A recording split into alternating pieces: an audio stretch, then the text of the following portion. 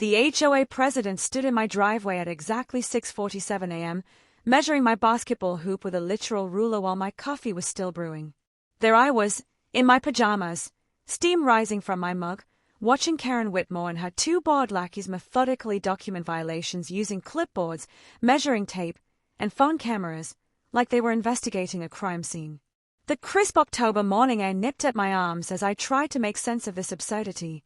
"Mr. Torres," Karen announced, her heels clicking sharply on my concrete driveway, "this basketball hoop violates our community's aesthetic standards. You have 72 hours to remove it or face a $500 daily fine." From my living room window, my 8-year-old daughter Emma watched with confused eyes, probably wondering why the mean lady hated her basketball practice so much. What would you do if some power-hungry neighbor showed up at your doorstep measuring your property at dawn? Drop a comment if you've dealt with HOA nightmares and tell me where you're watching from. My name's Mike Torres.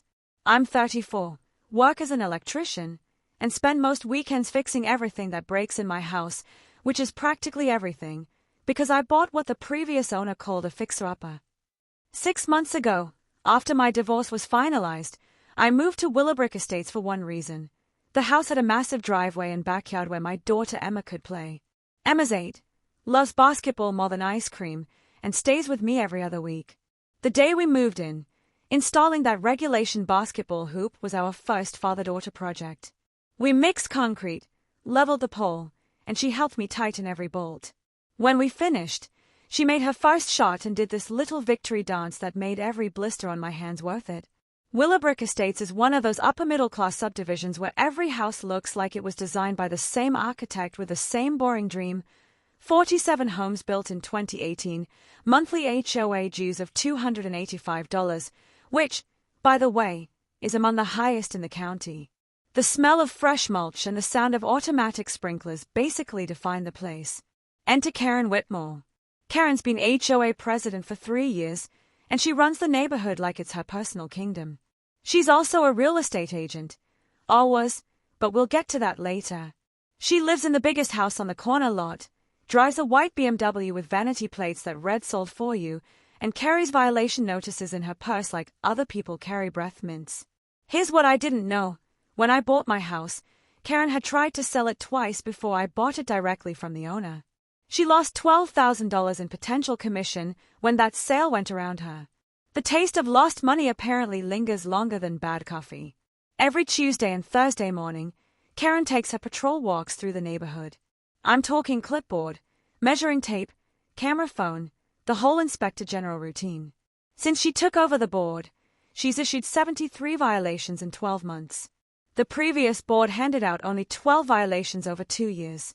Her greatest hits include citing people for mailbox heights being off by 2 inches, garden gnomes exceeding decorative item limits, and my personal favorite, a $100 fine for leaving garbage cans visible 30 minutes past pickup time. But Emma playing basketball every day after school from 3:30 to 4:30. That apparently crossed some invisible line in Karen's mind. The hoop blocks sight lines and encourages loitering, she told me that morning, handing me a 47-page covenant packet like she was serving a court summons. The papers felt rough and bureaucratic between my fingers. She highlighted section 12.3 in fluorescent yellow. Recreational equipment must be portable and stored when not in use. That's when something clicked for me. I flicked through the packet, smelling that distinct photocopy toner smell, and asked, "Karen, didn't you market this house with the basketball hoop as a selling feature?" Her face went pale. That's different." "Different how?" "The previous owner had different arrangements." I smiled and sipped my now cold coffee. I'd love to see those arrangements in writing. That night, after Emma went to bed, I did what any reasonable person would do. I went down the Google rabbit hole of HOA law. What I found was interesting. Very interesting. The basketball hoop wasn't just some weekend project. The previous owner had installed it in 2021 with a permanent concrete foundation and an actual city building permit. I found the permit online. It specifically noted permanent recreational structure and was signed off by the city inspector. But here's the really good part. I found Karen's own real estate photos from when she tried to sell my house. There she was, marketing copy and all, describing the family-friendly basketball court as a premium feature that enhances community engagement. So Karen wanted to find me for a violation that she had literally used to try to sell houses. Time to play some defense. 4 days after Karen's dawn raid, I got my first taste of how she operates when she's really trying to make someone's life miserable. A certified mail envelope arrived, the kind that makes your stomach drop because nobody sends good news via certified mail. Inside was a $500 violation fine with a note stamped deadline missed in red ink. Even though I'd submitted a written request for the appeal process within 24 hours. But Karen wasn't done.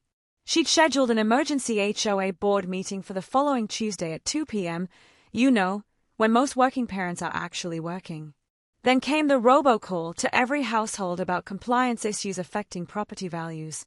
Nothing says unbiased hearing like a preemptive PR campaign. I decided to do my homework. Tuesday morning, I drove to the county records office, that beige building downtown where bureaucracy goes to die. The fluorescent lights buzzed overhead as I dug through property files, and what I found was pure gold.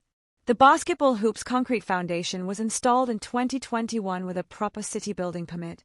The permit specifically noted permanent recreational structure and was signed by the city inspector.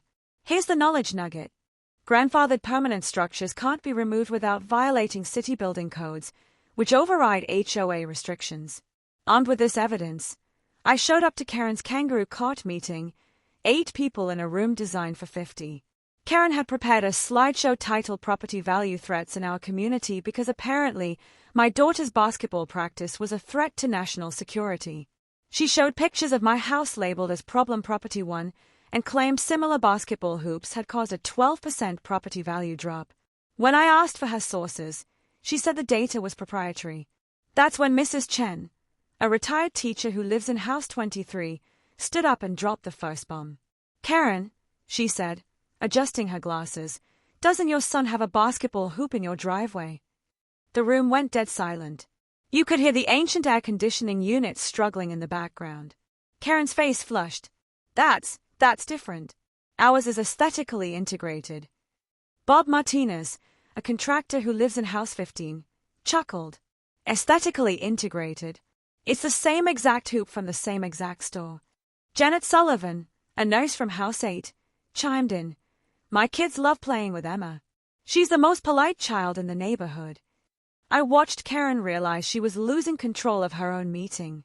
The smell of desperation was stronger than the stale coffee someone had brought in a thermos. So, she pivoted badly. This isn't about basketball, she announced like she was revealing some grand conspiracy. It's about precedent. If we allow one violation, everyone will install trampolines, swing sets, above-ground pools. Where does it end? Then she made her biggest mistake. She threatened to find anyone who supported noncompliance and announced they'd vote at the next meeting to either remove my hoop or hire an attorney to force removal. That's when I stood up. Thank you all for coming out on a Tuesday afternoon, I said, making eye contact with each neighbor. I appreciate everyone taking time from work to discuss my daughter's basketball practice. I pulled out a manila folder. Always bring props to these things. And I continued, I've done some research on HOA law and I discovered something interesting. Karen, you marketed my house with this basketball hoop as a selling feature. In fact, I pulled out her own real estate photos. You described it as a premium family-friendly basketball court that enhances community engagement. The room erupted. Mrs. Chen started laughing. Bob Martinez shook his head. Janet Sullivan just stared at Karen. So, here's my question, Karen. I'm happy to discuss this further, but first, why don't you explain to everyone why you were advertising covenant violations to sell houses? Karen's face went from red to purple. She grabbed her gavel. Yes, she had an actual gavel, and slammed it down. This meeting is adjourned. As people filed out, Mrs. Chen approached me. Karen tried to find us for our garden gnomes last month, she whispered. Said they violated height restrictions. A Martinez joined us. She's been targeting anyone who didn't vote for her re-election. My work trailer apparently violates commercial storage rules. Janet Sullivan nodded. HWE Halloween decorations past October 31st. That was my violation. I looked around at these 3 neighbors, good people who just wanted to live their lives without harassment, and realized something important. This wasn't about basketball hoops. This was about a bully who'd figured out how to weaponize bureaucracy. Time to level the playing field. Karen's retaliation came swift and petty, like a toddler throwing toys when they don't get their way. The next morning, I got a call from the city building inspector. "Mr. Torres, we received a complaint about unlicensed electrical work at your property." I nearly choked on my breakfast cereal. I am a licensed electrician. It's literally my job. "Yes, sir. We figured that out pretty quickly." The complainant seemed unusually motivated. Then came violation notice number 2. My work van allegedly violated commercial vehicle restrictions. Karen claimed commercial vehicles were prohibited in driveways between 6 p.m. and 8 a.m. My electrician van, with company logo and tools inside, was apparently an eyesore that threatened the neighborhood's delicate aesthetic balance. But Karen wasn't done playing whack-a-mole with my supporters. Mrs. Chen got a violation for garden gnomes exceeding height restrictions. Bob Martinez got dinged for his work trailer being commercial storage. Janet Sullivan received a fine for Halloween decorations displayed past October 31st, and this was November 2nd. The pattern was obvious. Help might get punished. That's when I decided to fight fire with public records requests. I spent my lunch break at City Hall requesting every HOA complaint filed in the past 2 years. The clerk, a friendly woman who smelled like vanilla perfume, handed me a stack of papers that told quite a story. Karen had filed 23 complaints with the city in 8 months. The previous HOA board had filed 3 complaints total over 5 years. Either Willowbrook Estates had suddenly become a hotbed of criminal activity or Karen had a serious power problem. But her commercial vehicle gambit was where she really overplayed her hand. I spent an evening researching state HOA law, the kind of thrilling Tuesday night most people spend watching Netflix. What I found was beautiful. State right-to-work statutes specifically protect tradespeople from HOA vehicle restrictions related to their primary employment. Here's the knowledge nugget. HOAs cannot restrict vehicles related to a resident's primary job, even if they have commercial markings. The law exists precisely to prevent discrimination against blue-collar workers. But wait! It gets better. Karen's own car violated the very logic she was using against me. Her white BMW had magnetic real estate door signs and an MLS lockbox in the back seat. If my electrician van qualified as a commercial vehicle, then her mobile real estate office definitely did. I started documenting everything, every violation, every fine, every ridiculous complaint. Then I created a shared Google Doc called Willowbrook HOA Violation Tracker and invited every neighbor to contribute their experiences. The response was immediate and devastating. Within 48 hours, 14 households had reported 31 violations in the past year. Karen's board had issued $18,700 in fines. The previous board's total over 3 years? Just $1,200. Tom Bradley from House 31 got fined $300 for leaving garbage cans out 2 hours past pickup. Lisa Park from House 19 had to repaint her front door because cream wasn't approved beige. The pattern was unmistakable. Question Karen's authority. Get fined into submission. Karen called another emergency board meeting to discuss what she called resident harassment. The irony was so thick you could cut it with a butter knife. "Mr. Torres is organizing against lawful HOA governance," she announced to the 4 people who showed up. "We need new rules preventing residents from coordinating complaints against board decisions." That's when I stood up with my folder full of documentation, every violation notice, every fine, every complaint, organized chronologically with color-coded tabs because I'm an electrician and we like things that work properly. Target list: divorced dad, basketball, old teacher, gnomes, contractor, truck, nurse, dead list. At the bottom, goal: 810 house turnover this year equals $950,000 plus commissions. The woman had been treating our neighborhood like her personal real estate farm. She even tried to infiltrate our meetings by sending board member Janet Morrison to take photos and document troublemakers. When Bob Martinez recognized this as witness intimidation, we voted to ban all current board members from future meetings. Janet Morrison threatened everyone with conspiracy violations, which isn't even a real thing in HOA law but sounded scary enough to worry some people. That's when Karen played her most desperate card yet. She called my ex-wife. "Your daughter isn't safe with Mike," she told her. He's creating a dangerous environment, hosting meetings with angry neighbors. Emma could get hurt. When that didn't work, Karen filed a false police report claiming I'd been aggressive at HOA meetings. The responding officer, Rodriguez, reviewed the situation and basically told Karen she was wasting city resources.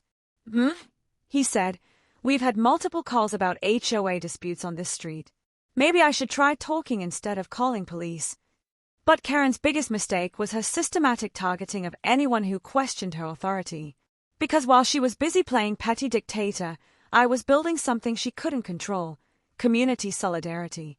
31 households signed a petition demanding her resignation.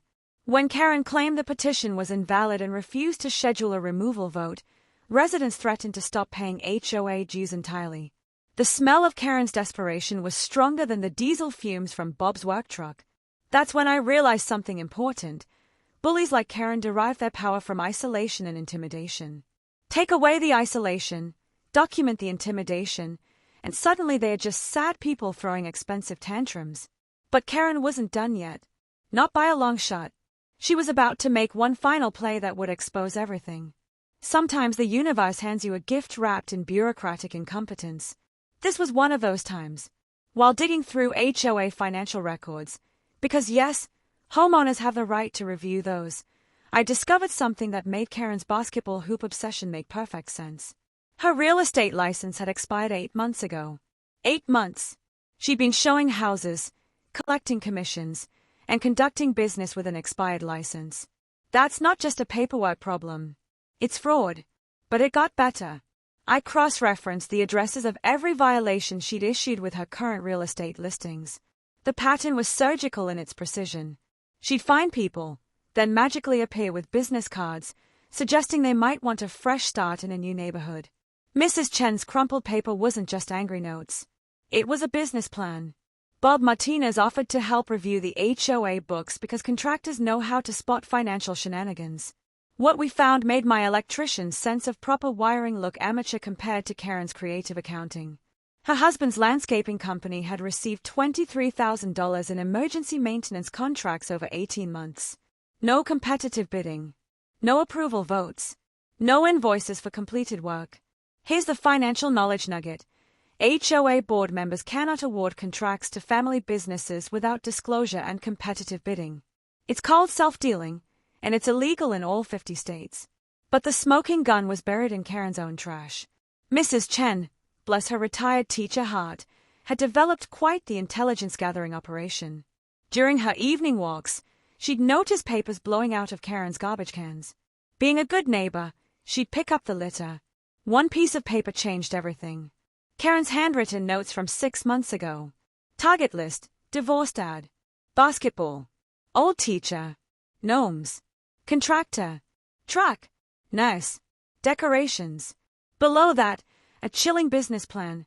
Create violations. Pressure to sell. Commission opportunities. At the bottom, her ultimate goal, 810 house turnovers this year equals $950,000 plus commissions. The woman had turned HOA enforcement into a systematic harassment campaign designed to generate real estate business. I created a spreadsheet tracking violations by household demographics. The results were damning. Single parents, 73% received violations. Families with children, 68%. Non-white households, 78%. Elderly residents, 23%. Karen's friends and supporters, 0. This wasn't random HOA power tripping. This was organized discrimination with a profit motive. Rebecca Martinez reviewed the new evidence during an emergency consultation. "Mike, this isn't just HOA overreach anymore. We're looking at potential civil rights violations under the Fair Housing Act, real estate fraud for unlicensed activity, and possible RICO considerations for using an official position to generate illegal business." When I shared these findings with our neighborhood coalition, the reaction was immediate and unified. 32 residents showed up for the emergency meeting, more than Karen had ever gotten for anything. The collective aha moment was audible. Mrs. Chen slapped the table. She told me my house would be more marketable without garden gnomes. Tom Bradley chimed in. She suggested we might want a fresh start in a new neighborhood right after our violation notice. Lisa Park handed me her business card when she delivered our fine. Bob Martinez pulled out his phone. I recorded our conversation when she offered to make my trailer violation disappear if I'd bid on HOA projects. Single-party consent state. Legal evidence. That's when we realized the scope of Karen's operation. She wasn't just a power-hungry HOA president. She was running an illegal business, using community authority to harass residents into selling their homes, then collecting commissions on both ends. The room fell silent except for the hum of my refrigerator and the distant sound of Emma bouncing her basketball in the backyard. "So, what do we do?" Mrs. Chen asked. I looked around at 32 neighbors who had been systematically targeted, harassed, and manipulated by someone they trusted with community leadership. "We don't just remove Karen from the HOA board," I said. "We remove her from the real estate business entirely." And that's when we started planning something Karen never saw coming. My kitchen became mission control for what I like to call Operation Basketball Justice. The smell of fresh coffee mixed with printer ink as we turned my dining room table into a war room covered with HOA documents, legal research, and Bob Martinez's construction sketches. Our core team was like something out of a feel-good movie. Mike the electrician, Bob the contractor, Mrs. Chen, the retired teacher turned intelligence analyst, and Rebecca Martinez, the HOA attorney who'd agreed to work pro bono because she'd never seen fraud this blatant in 15 years of practice, formed our core team. Rebecca outlined our three-pronged legal strategy while Janet Sullivan, the nice, took notes in handwriting that actually looked professional. First, a civil lawsuit against Karen personally for harassment, fraud, and civil rights violations. Second, a criminal referral to the district attorney for unlicensed real estate activity and embezzlement. Third, a federal fair housing complaint for discriminatory enforcement patterns. Here's the legal knowledge nugget. Attacking from multiple jurisdictions prevents the defendant from controlling the narrative or forum shopping for friendly judges. When you're right, make them fight you everywhere at once. But the real genius came from Bob Martinez. "Mike," he said, spreading construction drawings across my kitchen counter, "instead of removing your basketball hoop, what if we built something Karen really can't argue with?"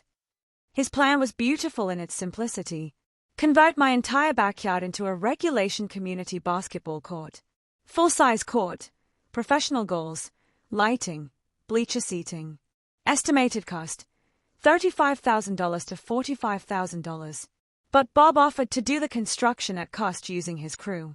"City permits for community recreational facilities are perfectly legal," he explained, "and HOA covenants actually encourage community building activities. She can't argue against something that brings the neighborhood together." The technical requirements were straightforward, 94 foot x 50 feet for a regulation court. My lot was 120 feet by 80 feet concrete pad, drainage, electrical for lighting, proper setbacks from property lines. Here's the DIY knowledge nugget. Community improvement projects are often exempt from HOA restrictions because they benefit everyone, not just the homeowner. Mrs. Chen organized what she called the documentation task force.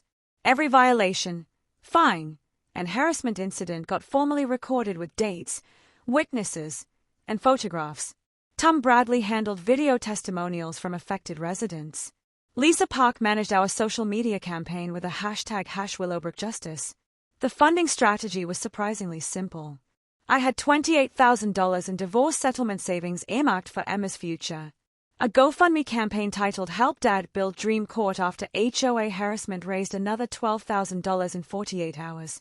Local businesses started offering material discounts when they heard the story. But the psychological warfare element was my favorite part. Karen's power comes from intimidation and isolation, Mrs. Chen observed during one of our evening planning sessions.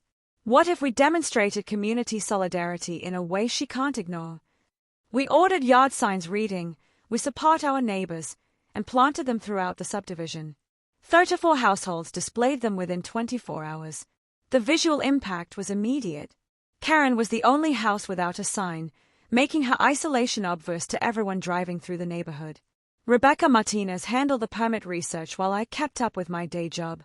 City planning confirmed that residential basketball courts were allowed with proper permits, no HOA approval required for city-permitted structures. Even better, grandfathered structure protections applied to expansions of existing permanent installations. The timeline was aggressive but doable. Legal complaint filing in week 1. Media interviews in week 2. City permit applications submitted simultaneously. Construction beginning week 3 if permits were approved. Grand opening tournament planned for week 6. Karen will escalate before she surrenders, Rebecca warned us during our final strategy session. Expect her to get desperate, maybe even destructive.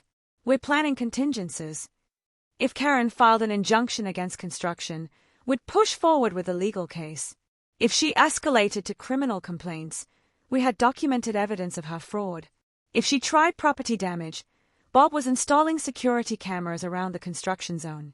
The emotional prep was harder than the logistics. One evening, while Emma practiced free throws on our soon-to-be-expanded court, I sat her down. "Sweetie, sometimes grown-ups act mean when they don't get their way. We're going to fix the problem, but it might get complicated first." Emma stopped dribbling and looked up with those serious 8-year-old eyes. "Daddy, maybe we should invite Karen to play basketball. Maybe she's just sad." That's when I realized my daughter had better conflict resolution skills than most adults. Sunday evening, our core team met for final coordination. Rebecca brought news that changed everything. Karen's attorney has withdrawn from her case. Apparently, he discovered the extent of her illegal activities and didn't want his law firm associated with the mess. She's now representing herself, Rebecca added. In legal terms, that's like performing surgery on yourself. It never ends well. When attorneys abandon their clients, it usually means the case is unwinnable. Time to break ground. Karen's attorney dropping her was like watching her last lifeline snap. She was left with a $3,200 final bill and the devastating realization that she was personally liable for all legal costs because she'd signed a personal guarantee. 3 law firms declined to take her case after reviewing the evidence we'd compiled. Turns out, lawyers don't like representing clients who've committed multiple felonies while generating their own legal problems. Meanwhile, my permit sailed through city planning in record time. The building inspector actually told me, finally, someone who filed paperwork correctly. My permit included a variance for evening lighting until 9 p.m., perfect for after-work games. When Karen tried to appeal the permit, she was told she had no legal standing as a non-adjacent neighbor. That's when Karen went full scorched earth. She filed anonymous complaints with every city department she could think of: fire marshal, health department, zoning board, parking enforcement. Each department sent inspectors who found 0 violations and started noting that complaints appeared frivolous. The fire marshal even warned me, "Someone's trying to cause you problems. Document everything, because false reports are a misdemeanor." Monday morning, 7 a.m. sharp, Bob Martinez's crew arrived with concrete trucks. The rumble of diesel engines and the beep-beep-beep of backing trucks created a symphony of progress that brought the entire neighborhood outside. Kids rode bikes around the equipment. Neighbors brought coffee to the workers. Mrs. Chen set up a folding chair like she was watching a parade. Even the mailman stopped by to ask what we were building. Karen stood in her yard with binoculars, photographing everything like she was documenting war crimes. The community support was overwhelming. Henderson Hardware donated $800 in concrete sealer and tools. Sportsman's Warehouse provided professional basketball goals worth $1,200 retail. Miller Electric installed the cot lighting system for free after their owner heard our story on local radio. Here's the business knowledge nugget. Local companies love supporting community projects, especially when there's a clear David versus Goliath narrative. Good publicity plus good causes equals good business. Karen's response: she printed flyers claiming our basketball court would destroy neighborhood character. She left them on every doorstep at 6 a.m., technically violating city soliciting ordinances. The flyers included completely fabricated statistics about recreational noise impacts and property value decreases. Several neighbors called the city about unlicensed soliciting violations. Even Karen's harassment was generating violations. Tuesday evening, Channel 7 reporter Jenny Walsh arrived for our scheduled interview. Perfect timing. Bob's crew was laying the cot surface while a dozen neighbors gathered to watch. Jenny Walsh interviewed 8 different households, each with their own Karen horror story. The news crew spent 3 hours gathering footage, including drone shots of the beautiful new cot taking shape. That's when Karen made her biggest tactical error. She called the television station, claiming biased reporting and threatened to sue them for defamation. Channel 7's legal department reviewed the story, found everything documented and factual, then added Karen's threatening phone call to their broadcast segment. But Karen wasn't done with desperate measures. She called my employer claiming I was doing unpermitted electrical work and stealing company customers. My boss, Tony, called me laughing. Some woman named Karen says you're running a side business. She's called 3 times this week. Tony reviewed the situation, realized what was happening, and offered me the company truck for the basketball court electrical work. Anyone who fights HOA bullies gets company support. Instruction week was like watching a community come alive. Day 1, the concrete foundation poured perfectly level. Day 2, Karen called city inspectors claiming improper drainage. Day 3, the inspector approved drainage and warned about false complaints. Day 4, the cart surface was installed, goals mounted. Day 5, the lighting system was connected and tested. The transformation was visible from space. What started as my backyard was becoming something that belonged to everyone. But Karen's final desperate move crossed a line nobody should cross. Thursday evening, while Emma practiced on the nearly completed court, Karen marched across the street and shouted at my 8-year-old daughter to stop making noise. 8 neighbors witnessed a grown woman screaming at a child for playing basketball on a court specifically built for children to play basketball. Mrs. Chen intervened immediately. "That's enough, Karen. Leave the child alone." Karen's response: "I'll sue every one of you." Tom Bradley was already recording on his phone. When Karen noticed the camera, she lunged to grab it, committing assault on video. "That's when I call the police non-emergency line. We need help with an unstable neighbor who just assaulted a child and an elderly woman. Some lines you just don't cross." Officer Rodriguez arrived within 10 minutes and immediately recognized the escalating pattern from his previous calls to our street. Karen was still ranting about property rights and noise violations when he asked to see the video Tom had recorded. Watching a police officer's expression change from routine call to, "Oh, this lady has serious problems," was almost worth the months of harassment. He issued Karen a formal trespass warning and advised her she was approaching criminal harassment territory. Thursday night, Karen received the trespass warning. Friday morning, she discovered Channel 7's news when parked outside my house for the follow-up story. The smell of her desperation was stronger than Bob's diesel equipment. Friday 6 p.m., horror neighbor wars over basketball hoop aired citywide. The segment was devastating. Emma shooting baskets on the beautiful new court, explaining how much basketball meant to her. My calm explanation of Karen's systematic harassment campaign. Clear documentation of embezzlement, illegal fines, and discriminatory enforcement. Karen was portrayed exactly as she was, an unhinged HOA dictator who'd lost all perspective. The social media explosion was immediate. Video clips shared 15,000 times in 24 hours. Horror trending locally on Twitter. A Reddit thread titled "Psycho HOA President vs. Basketball Dad" got 50,000 upvotes, with Karen's real name mentioned repeatedly in comments. Professional consequences hit fast. The State Real Estate Board received 23 complaints about her unlicensed activity. Former clients recognized her from the news story. 2 pending house sales fell through when buyers discovered their seller's reputation.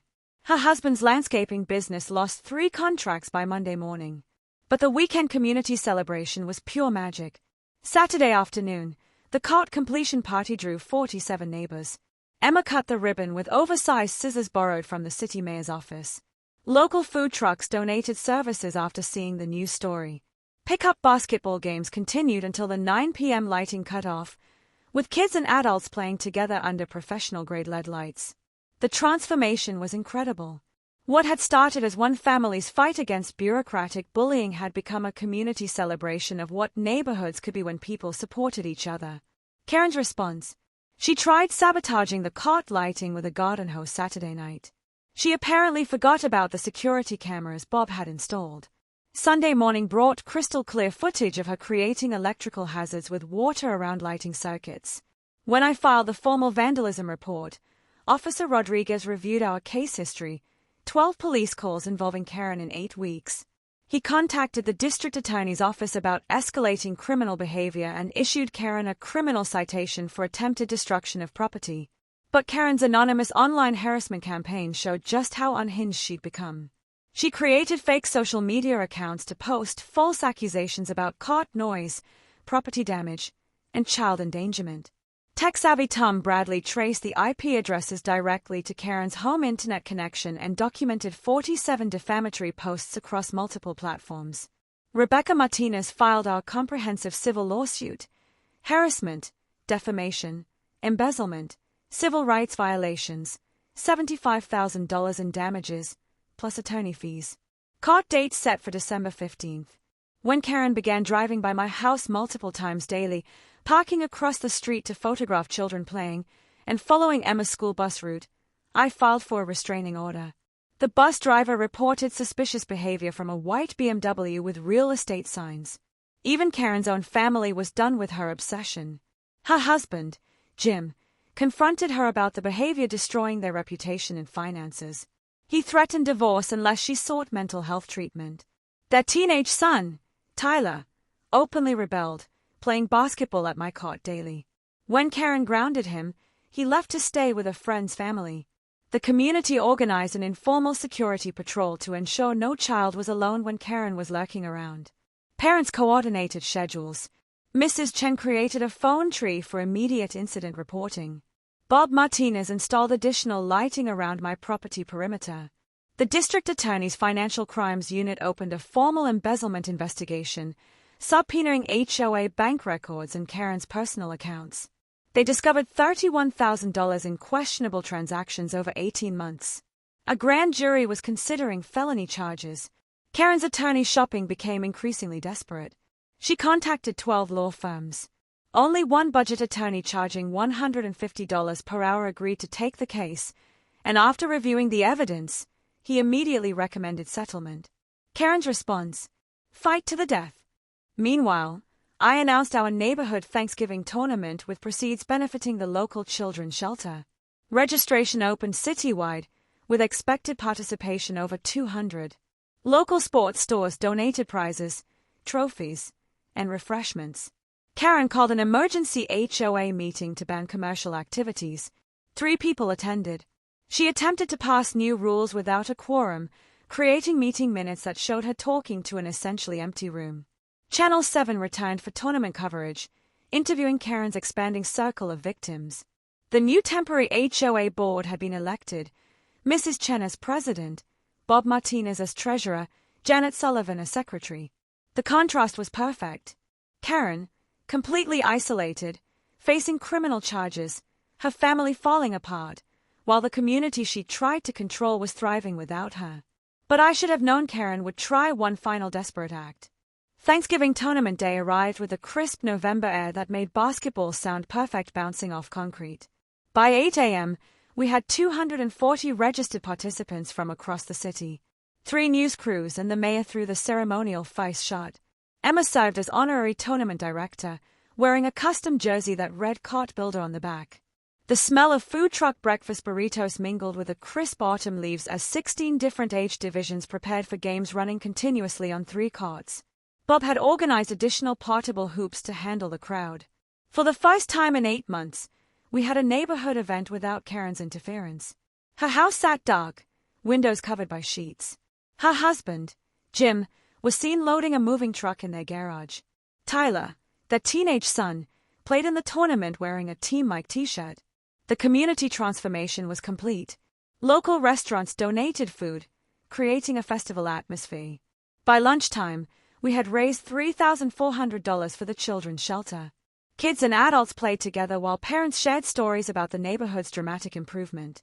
That's when Detective Sarah Morrison arrived. She was investigating Karen for embezzlement charges and needed to speak with me about financial evidence.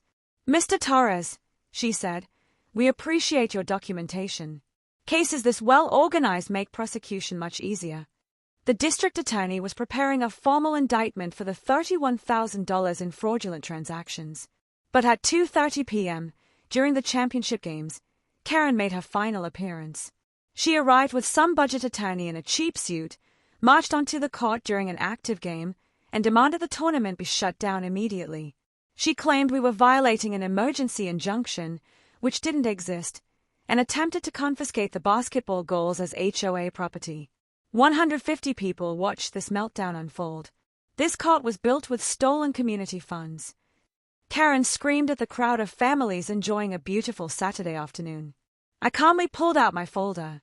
I still carried my documentation everywhere and produced receipts showing every dollar of personal funding.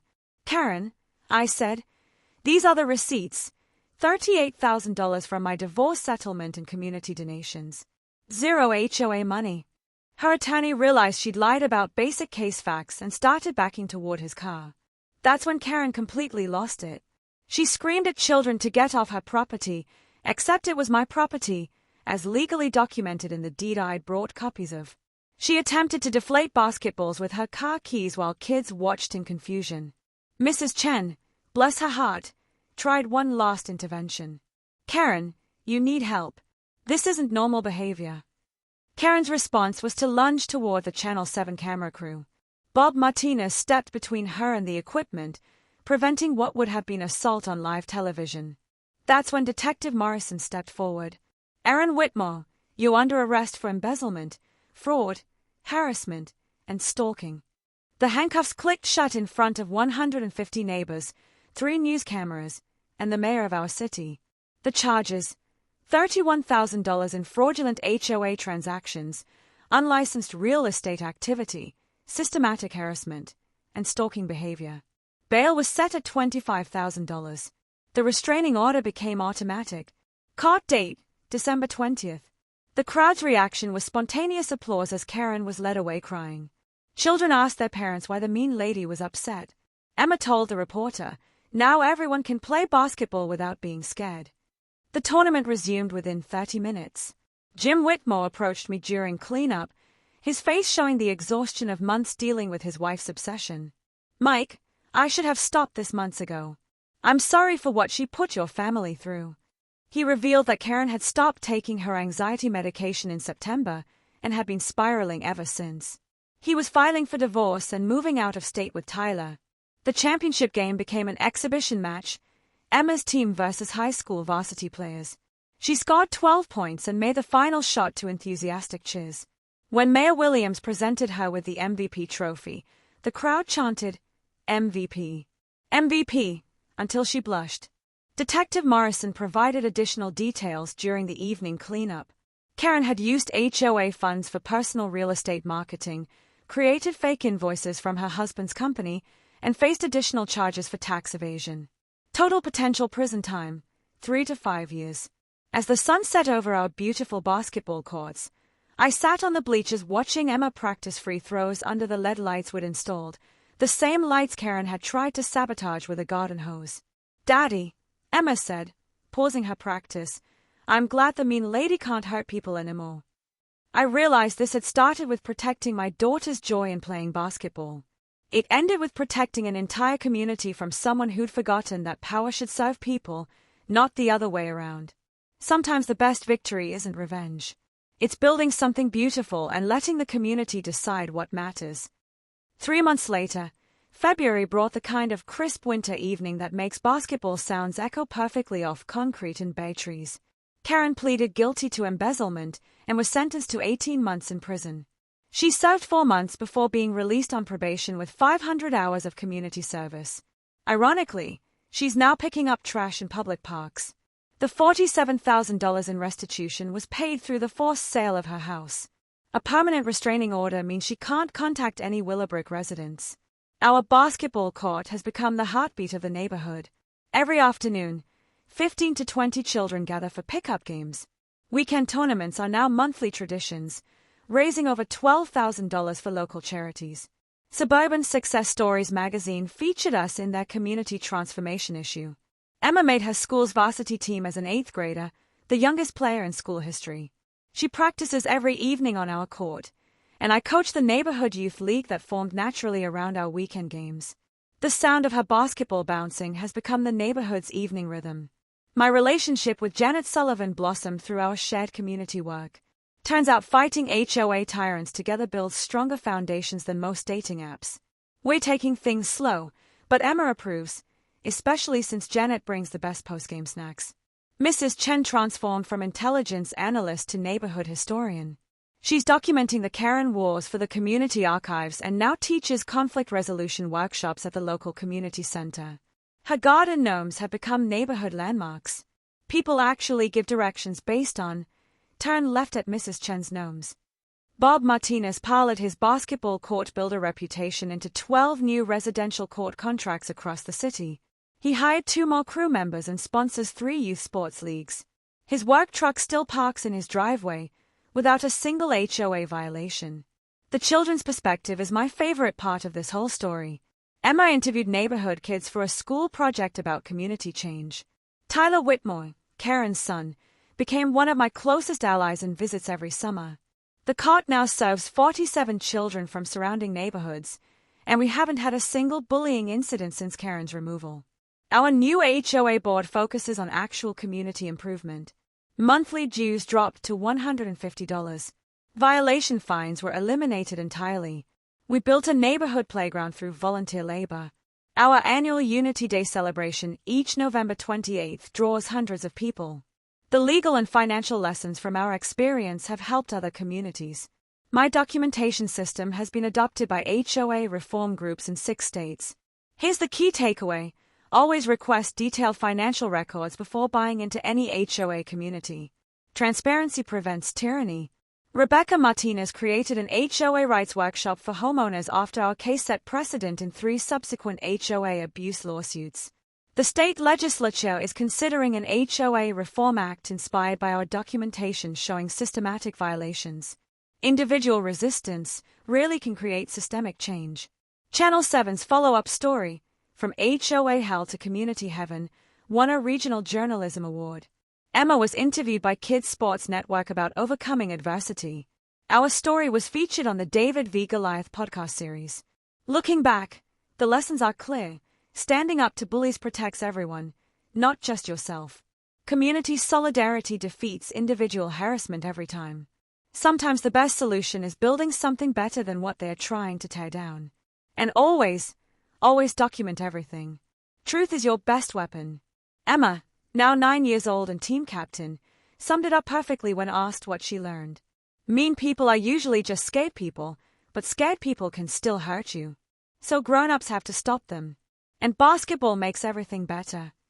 Last week, I received a call from a desperate homeowner in the adjacent subdivision. Their HOA president was demanding removal of their children's swing set, issuing fines for unapproved recreational equipment. "Sir, I heard you're the guy who beats crazy HOA presidents," he said. I looked out my window at our thriving basketball courts, children playing under the lights we installed, parents chatting on the bleachers Bob built, Mrs. Chen keeping score with her clipboard of encouragement instead of violations. "Well," I told him, "I do know a thing or two about that." Drop a comment if you've ever dealt with HOA nightmares. Share your craziest neighbor story. We read every single one. Hit subscribe if you want to see more stories where communities fight back against petty tyrants. And remember, sometimes the best revenge is building something beautiful and letting joy win.